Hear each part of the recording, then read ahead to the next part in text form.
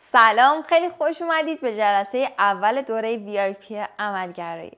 امروز میخوایم با همدیگه راجع به عزت نفس صحبت بکنیم، راجع به اینکه چه ضربه‌ای توی این مدت به عزت نفسمون زدیم و اینکه چطور میتونیم این ضربه ها رو درمانشون بکنیم، یا به اصطلاح چطور میتونیم عزت نفس خودمون رو سالم کنیم. دوست دارم این آموزش رو با یک مثال شروع کنم.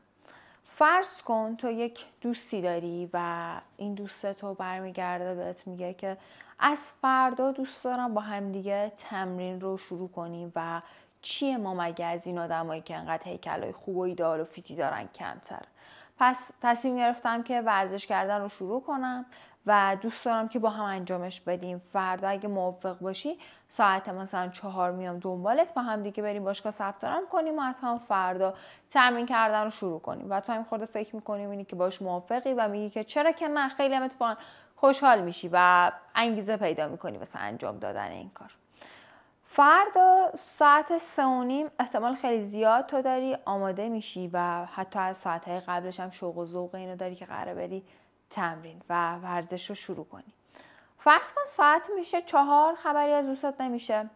ساعت میشه 4:15، 4:30، 5 تماس میگیری، جواب نمیده، در دسترس نیست و هیچ پیام و تماسی ازش دریافت نمی‌کنی تا آخر شب که تماس میگیره یا بهت پیام میده، عذرخواهی میکنه و میگه که عذر میخوام، یک مشکلی واسم پیش اومده بود، به خاطر اون نتونستم بیام، ولی حتما فردا ساعت 4 میام دنبالت تا با هم دیگه بریم باشگاه.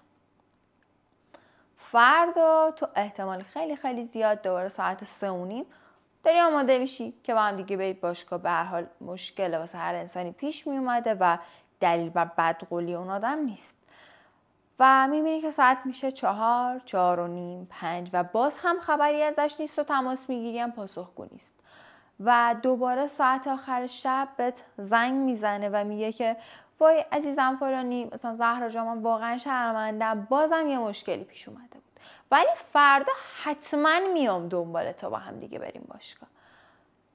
به نظر من اگه یک انسان نرمال باشین دیگه فرداش، یعنی واسه روز سوم، ساعت 3:30 پا نمیشی حاضرشی. حداقلش اینه که با خودت میگی، اولا که احتمال زیاد داری با خودت میگی که نمیاد، یا اینطوری که خب اوکی اگه هم بخواد بیاد 2 روز منو اذیت کرده، فوقش اینه که ساعت 4 میاد، یه خورده وای میسته تا من حاضرشم و با هم دیگه بریم باشگاه.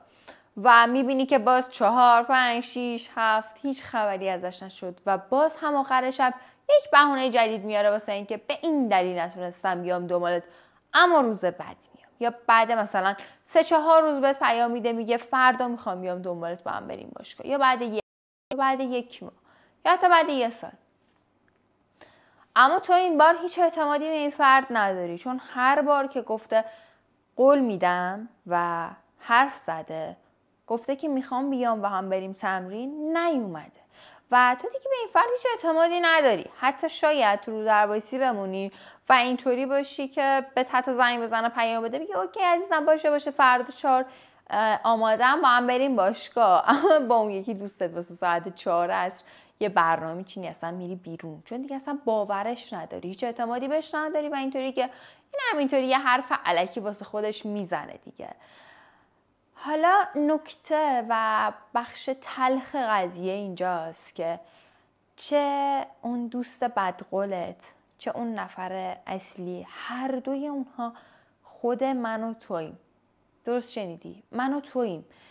یعنی من و تو توی سالهای گذشته، به خصوص از زمانی که یه سری مسئولیت ها رو بهمون دادن، یا خودمون برای خودمون یه سری هدفهای کوچیک، از اینکه نمیخوام دیگه درسمو بذارم واسه شب امتحان، دفعه بعد میخوام تو املا نمره بالاتری بگیرم، دفعه بعد میخوام بیشتر املا بخونم، میخوام برم باشگاه تمرین کنم، نمیخوام اون کار رو انجام بدم. حتی یه سری عادتهای رفتاری بد رو کوچیک‌تر که بودیم به خودمون گفتیم نمیخوام انجامش بدم، نمیخوام با فاطمه بازی کنم، اما باز هم باش بازی کردیم و متاسفانه در طول این سالها دائم به عزت نفس خودمون آسیب زدیم.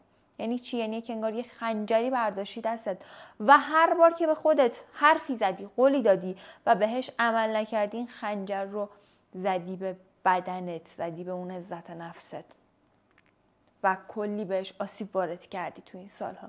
و به نظرم جواب این سوالم مثلا خیلیتون جوابش مثبته.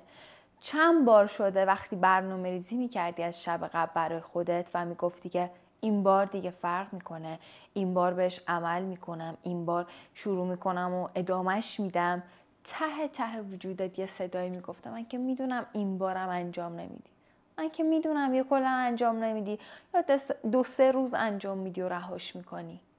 و این دقیقاً همونیه که گفتم دوستت بهت پیام میده میگه اوکی باشه منتظرتم، ولی ته دلت میدونی که نمیخواد بیاد. یعنی تو اعتمادت رو نسبت به خودت از دست دادی و این انگار همون عزت نفس درونی توه آسیب دیده. و حالا شاید به خودت بگی که اوکی کافکا من انقدر بهش آسیب زدم، من خیلی دفعات پیش اومده که حرف زدم، به خودم قولهایی دادم، پاش وای نستادم و یه جورایی اصلا انگار نابود کردم. یه سری من یه استوری گذاشتم گفتم که چقدر به خودت اعتماد داری، خیلی ها ریپلای کردن، درصدهای بالا، اکثرا هم ماشاءالله 100% میگفتن. اما یه 2-3 تا استوری جلوتر رفتم گفتم چند بار شده به خودت قول دادی که میخوای از این به بعد از فردا کتاب خوندن رو جزو روتینت بکنی؟ چند بار شده به خودت قول دادی که میخوام رژیم غذایی رو از فردا شروع کنم و ادامه دادی؟ چند بار شده به خودت قول اینو دادی که تمرین کنی، که زبان جدیدت رو یاد بگیری، که با این فرد تاکسیک ارتباطت رو قطع کنی؟ چه عادت‌های مثبت چه عادت‌های منفی به خودت گفتی میخوام این عادت رو وارد کنم توی لایف استایلم، یا به خودت گفتی میخوام این عادت بد رو حذفش کنم از لایف استایل خودم؟ چند بار شده به خودت از این حرفا زدی و چند بارش رو پای حرفت موندی؟ اعتماد یعنی این. یعنی برای مثال من الان شقایقی هستم، کافکایی هستم که وقتی الان امشب برای خودم برنامه‌ریزی میکنم به قدری به خودم اعتماد دارم که میتونم تک تک اون برنامه ها رو رنگی کنم و اینطوری هم که اگه فردا اساسمون سنگ نباره من 100% تک تک این برنامه رو انجام میدم. فقط کافیه به خودم بگم من از فردا میخوام، یا از همین الان من میخوام این کار رو انجامش بدم، 100% انجامش میدم. و نه فقط این قضیه بین خودم و خودمه، بلکه بین من و اطرافیانم هم هست. یعنی خیلی هایی که به من نزدیکن و توی مثلا 1-2 سال گذشته من رو شناختن میدونم وقتی من میگم این کار رو میکنم یعنی میکنم. یه حرفی از اینجا دوست دارم بهتون بگم.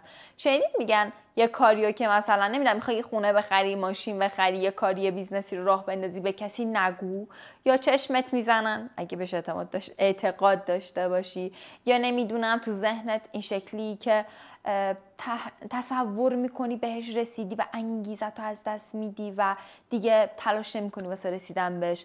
ولی واسه من کاملا برخلاف اینه. یعنی اینطوری هم که مثلا به رفیقام میگم من قرار خونه بگیرم، 3 ماه قبل از اینکه خونه بگیرم میگم من میخوام خونه بگیرم، همشون مطمئنن که من این کار رو میکنم.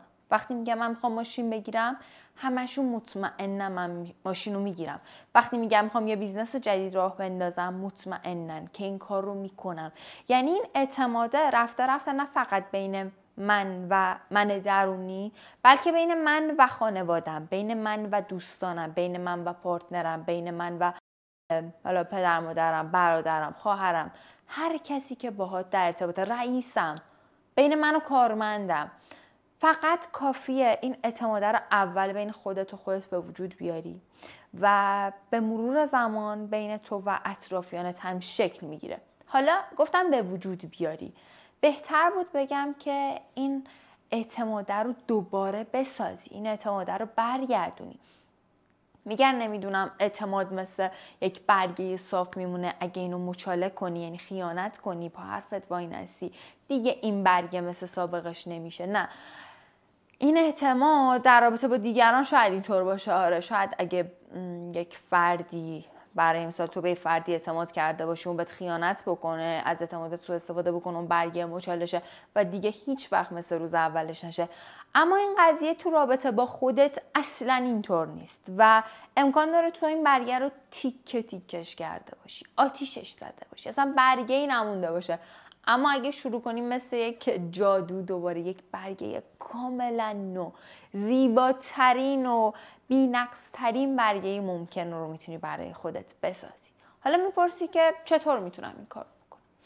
تو باید شروع کنی به خوشقولی کردن، باید شروع کنی به اینکه هر حرفی که زدی پای حرفت وایسی. بیایید بریم این رو هم دوباره در قالب یک مثال بهتون بگم. چه شکلی میشه؟ فرض کن همون دوست تو بعد 1 سال، 1 ماه، 10 سال، هر مدتی که تو داری به خودت بدقولی میکنی و بذار برات، بعد از فرض کن مثلا 5 سال میاد بهت یه پیام میده، یه زنگی میزنه، میگه که عذر میخوام، من مثلا تو گذشته به تو چند بار این قول رو دادم، پای قولم با این نستادم، اما میخوام جبرانش کنم و برای جبران این دعوتت میکنم فردا با هم دیگه بریم کافه و مثلا یه کافی مهمون من، یه نمیدونم هرچی، یک ناهاری، یه شامی مهمون من، و تو احتمال خیلی زیاد به این فرد اعتماد نداری، درسته؟ اما فردا مثلا فکر کن ساعت 8 عصر با هم دیگه قرار میذارید. فردا این ساعت میشه 8 و رأس ساعت 8 این دوستتو جلوی در منتظره، حتی زودتر منتظر توه و تو شاید چون اعتماد نداشتی بهش اصلا پا نشده بودی حاضر شی، اما بهش میگی منتظر بمونه و حاضر میشی و باهاش میری بیرون و مثلا یک قرار اوکی رو با هم دیگه سپری میکنید و همونجا برمیگرده میگه موافقی مثلا فردا با هم بریم یه جا خرید، میخوام بیام دنبالت با هم دیگه بریم خرید. تو اینطوری که خب اوکی، آره من وقتم آزاده، ایرادی نداره، بریم. و شاید همچنان اون بی‌اعتمادیه باشه در درون تو، میگه همون آدم دیگه، همون آدمی که نمیدونم 10 بار 100 بار من رو کاشت و نیومد دنبالم، امکان داره دوباره فردا نیاد، حالا امروز یه استثنایی بوده، اتفاقی حالا انجامش داده، به قولش عمل کرده، پای حرفش مونده، اما میبینی که فردا هم دوباره رأس ساعت میاد دنبالت که با هم برید خرید، ادامه پیدا میکنه، بهت میگه مثلا میام دنبالت بریم پیاده روی، بهت میگه میام دنبالت بریم استخر، بریم ماساژ، بریم یه کلاس ثبت نام کنیم، هر چی، حتی بهت میگه میام دنبالت شب بریم پارتی، مشروب بخوریم، سیگار بکشیم، اصلا کاری ندارم چه فعالیتی، فقط وقتی یک حرفی رو میزنه عمل میکنه بهش. و این اون قضیه برگردوندن اعتماد به خودته. یعنی وقتی تو از امروز، از همین لحظه که دارین جلسه رو نگاه میکنی، یاد بگیری فقط به خودت قولهایی بدی، حرفهایی بزنی و پاشون بمونی و بهشون عمل کنی، آروم آروم این اعتماد ساخته میشه. من کسی بودم که هیچ اعتمادی به خودم نداشتم. حرفایی که دارم بهت میزنم دقیقاً چیزایی که واسه خودم اتفاق افتاده. یعنی اون صدایی که بهت گفتم وقتی برنامه‌ریزی میکنی داره ته ته وجودت میگه من که میدونم تو نمیخوای بهشون عمل کنی، من که میدونم یه روز 2 روز انجام میدی یا 1-2 مورد اول برنامه‌تو انجام میدی، بقیهش رو انجام نمیدی، چرا داری مثلا دوباره الکی انقدر وقت میذاری برنامه‌ریزی میکنی؟ این من بودم، منی که هیچ کس به اندازه من تا حالا برنامه‌ریزی شکست خورده، برنامه انجام نشده نداره، نه واقعا هیچ کس نداره. من متاسفانه خیلیاش نمیدونم گم شد تو خونه چی شد، یا یه تایم یادم خودم سوزوندمشون، همه رو سوزوندم، چندین دفترچه سوزوندم، انقدری مثلا حالم میره بد بود همه رو سوزوندم، انقدر که برنامه‌ریزی کرده بودم انجام ندادم، روش‌های مختلف، من هزاران روش ابداع کردم، آموزش دیدم. یعنی واقعا همیشه اینو میگم، گفتم و میگم و خواهم گفت، هیچ کس به اندازه من تو برنامه‌ریزی کردن اشتباه نداشته، شکست نخورده، به اعتماد خودش، به عزت نفس خودشون خنجر رو نزده. خب و اگه تو از الان شروع کنی به خودت حرفهایی رو بزنی و پای حرفت بمونی و بهش عمل بکنی، این اعتماد به نفس برمیگرده، عزت نفس اصلاح میشه و دیگه با خودت آشتی میکنی. اما یه نکته تو حرفام بهت گفتم، خیلی دقت کن. قضیه اینجا نیستش که از همین لحظه برگردی به خودت بگی کتاب بخونم، زبان بخونم، تمرین کنم، مدیتیشن کنم، صبح زود بیدار شم، رژیم غذایی سالمم رعایت بکنم، یا هر نوع رژیم غذایی نمیدونم که تو هر چی گرفتم رعایت بکنم، رابطه‌ام با اون فرد تاکسیک قطع کنم، سیگار نکشم، قلیون نکشم، نمیدونم مثلا مصرف کافئینمو کمترش بکنم. ببین من این رو بهت نگفتم، من دارم بهت میگم از الان به بعد فقط سعی کن حرفهایی رو به خودت بزنی که میدونی عمل میکنی. یعنی چی؟ یعنی برای مثال اگه من میدونم فعلا تو سطح و لولی نیستم که بتونم همه این 10 تا 20 تا موردی که بهت گفتم رو انجام بدم یا عادتهای بد رو انجام ندم، اجازه ندارم به خودم بگم که از فردا این کار رو بکنیم. تو اون لول نیستی، هنوز به اون سطح نرسیدی. پس خواهش میکنم یه خورده به من اجازه بده، زمان بده تا تو جلسات بعدی کار کنیم روی این و تو رو به اون لول برسونیم. اما فعلا از الان تا زمانی که به اون سطح برسی، دست نگهدار از خوردن اون جام زهر. واقعا دست نگهدار از خنجر زدن به خودت و استاپ کن. شاید بگی که وای کاف کن، من این دوره رو ثبت نام کرده بودم که کلی تغییرات مثبت داشته باشم. اوکی، تک تک تغییراتی که میخوای، نه تنها اونها، صدها برابرش رو میبینی. شک نکن میبینی، به آسون ترین روش ممکنه میبینی. اما فقط به من زمان بده که خودت رو از سطحی که هستی پایین تر نیار. تا این همه مدت به چیزهایی که خواستی نرسیدی. حالا نمیدونم 1 هفته، 10 روز، 1 ماه، 2 ماه به من زمان بده و با توجه به روتینی که خودت میخوای جلسات رو ادامه بدی، زمان بده، خودت رو ثابت نگه دار. تو که این همه مدت بالا نرفتی که خودت رو پایینتر هم آوردی، افسردگی خودت رو بدتر کردی، اعتماد به نفس خودت رو کمتر کردی. پس یک مدت کمی به من زمان بده. واقعا کمه در برابر اون سالهایی که هدر دادی، خیلی زمان کمیه. به من زمان بده و دست نگه دار از آسیب زدن به اون اعتمادی که نسبت به خودت داری، از کم کردن اعتماد به نفست. اعتماد به نفس نباید میگفتم البته. دست نگه دار و به خودت یک مدت آسیب نزن و فقط حرفهایی رو به خودت بزن که میدونی عمل میکنی، قولهایی رو به خودت بده که میدونی عمل میکنی.